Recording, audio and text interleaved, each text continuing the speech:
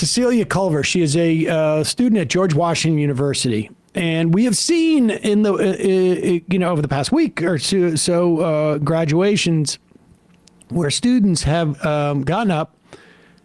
We had one student from NYU who got up and gave an extremely brief speech and a brief mention that, like, I feel ashamed of our country and us for participating and enabling this genocide, sat down. And specifically NYU and its investment in Israel, too. I think he was also calling that out. And was kept from getting their diploma.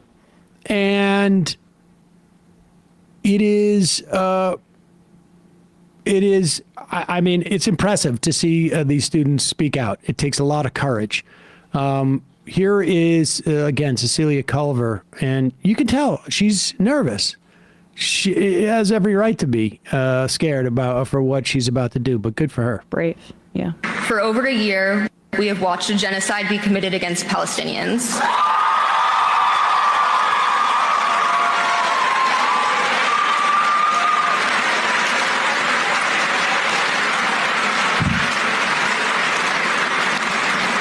I cannot celebrate my own graduation without a heavy heart, knowing how many students in Palestine have been forced to stop their studies, expelled from their homes, and killed for simply remaining in the country of their ancestors.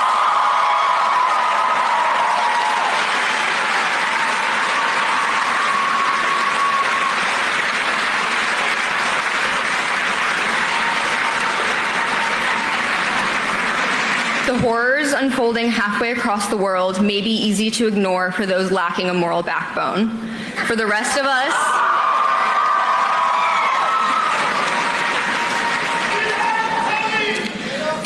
us, these atrocities cause us to take stock in our own complacency in the imperialist system. I am ashamed to know my tuition is being used to fund genocide. I'm going to say that again. I am ashamed to know my tuition is being used to fund this genocide.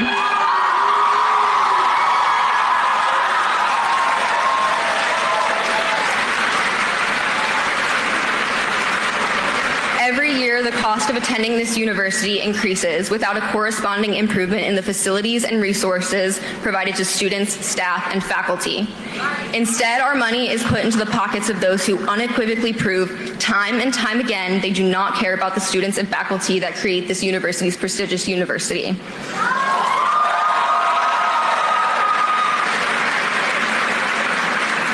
Despite repeated calls from students and faculty to disclose all endowments and investments by the university and divest from the apartheid state of Israel, the administration has refused to negotiate in good faith.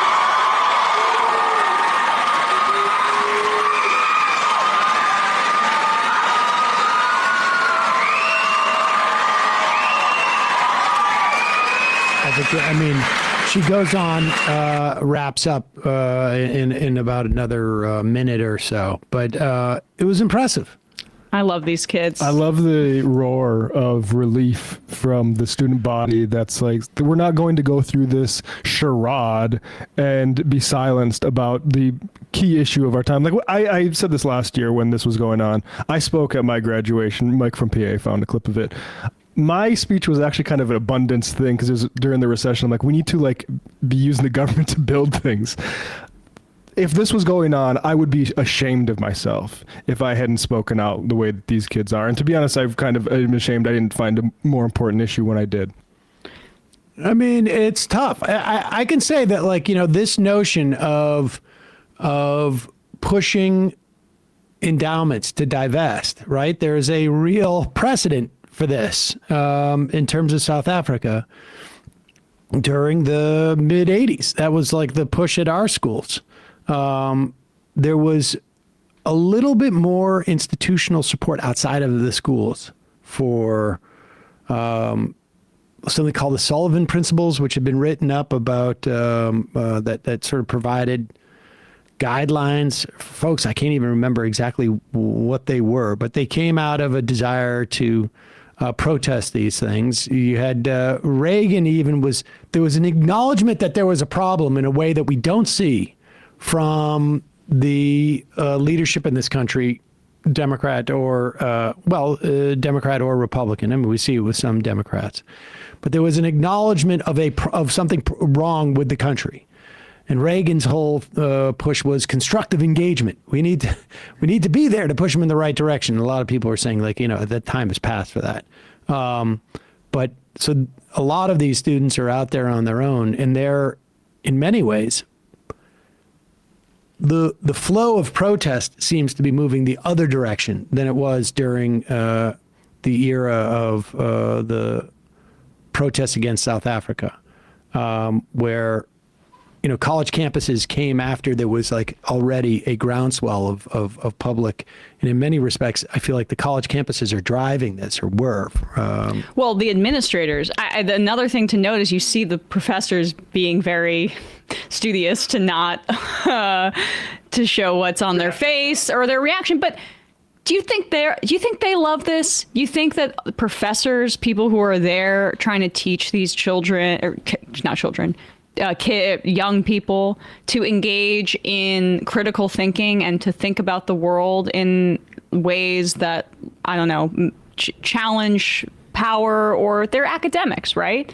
You think they like this? They think they like the administration silencing their students and telling them not the best of their graduating class, not, and to silence themselves and to not be brave. Like, they all are also facing incredible pressure. This is the administration. This is capitalism. It's not academia, and it's not about anti-Semitism. And I don't know why you'd want a leadership position in a role just to be cowardly in moments like this. Like, I'm sure the rent paying is nice, but I mean, grow backbone. Yeah, and we saw this, I guess Matt and I both saw this on social media. I sent this to my cousin who went to NYU because I think it's relatable here. But we played the NYU kids speech on Thursday. This is Zach Woods from Silicon Valley, from The Office, whose Instagram account is very funny, commenting on it. I guess he's an NYU He's grad. commenting on that NYU specifically, Yeah. on that NYU student who had their diploma suspended because they dared to mention the genocide that's going on. And it's just absolutely stunning. And just a quick say, Prem Talker of Zateo has said that the student at George Washington is also under investigation. Insane. This week, my alma mater, NYU, heroically withheld the diploma of one of their students who used their graduation speech to speak out against war crimes. Bravo. And to that student, I ask, did NYU teach you nothing? Your values are for brochures and for marketing, not for real-life enactment, you silly fucking goose. NYU is about impoverishing your family with ludicrous tuition bills while developing a severe addiction to ketamine and manga websites and falafel. It's about the romance of going to the Wells Fargo that used to be CBGB's and taking money out of the ATM and using it to buy ayahuasca from a finance major named Coldridge Eaton, or Eaton Coldridge. You'll never be 100% sure. And he claims he's a shaman because one of his nannies spoke Portuguese. So you follow Coldridge, or Eaton, into the dormitory that used to be the Triangle Shirtwaist Factory, where you do the ayahuasca and you have the trip of a lifetime until you spot in the corner a translucent little girl sitting at a loom. And she's giving you a very shitty and judgy look, which traumatizes you. So you go to the counseling center where you tell them about this horror, and you're put on a list and suspended because you're a financial liability and a suicide risk because the shitty loom girl told you that you're living an expensive, empty cliche. That is the magic of NYU. Not speaking out on behalf of a helpless civilian population under months of brutal siege. Shame on you, student. Bravo, NYU. May you continue to be a shining beacon in the darkness. That's pretty good. He's great. That's pretty good.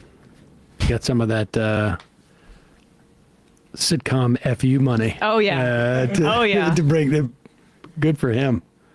That's the way you should expend that type of capital you have. Exactly like that. Which one should we do I now? want to do Tim Pool. Okay, let's do But this. we have the Epstein stuff too, right? Yeah. All right, fine. We got tomorrow. We always have tomorrow. Sorry, I was trying to manipulate. Well, we you guys. got time. We got some time. I'm We do have our special correspondent, and I'd like to get Oh yes. that the amount of money that we're spending on a chief correspondent for middle school. We better get our money's worth by getting at least one report in from this guy at the end of today's show. So, hey, folks, don't forget to hit the subscribe button and check out our daily show. We do it every day at 12 p.m. Eastern for about 2.5 hours. We even take phone calls. You should check that out.